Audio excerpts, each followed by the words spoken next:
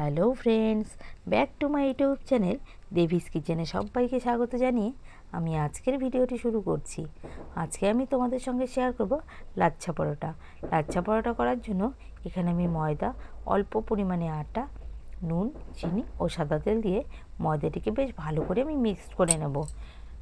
ময়দা মিক্সড হয়ে গেলে আমি অল্প পরিমাণে জল দেব। জল দিয়ে একটু ডো তৈরি করে নেব। আমি ডো তৈরি করে এটাকে 1 ঘন্টা মতো রেখে দেব। তারপরে আমি গোল গোল লেচি কেটে নেব।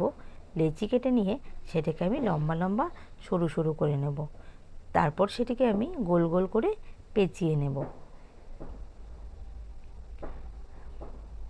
পেঁচিয়ে নিয়ে বেলে নিলেই রেডি।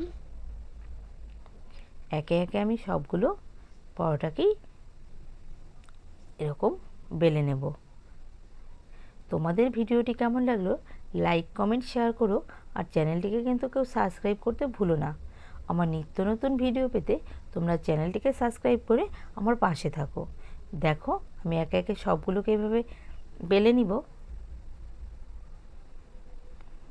আমার বেলে নেওয়া কমপ্লিট। এবার আমি অল্প তেল দিয়ে তাতে আমি এগুলোকে এপিট ওপিট করে ভেজে নেব। ভেজে নামিয়ে নিলেই রেডি আমার লাচ্ছা পরোটা।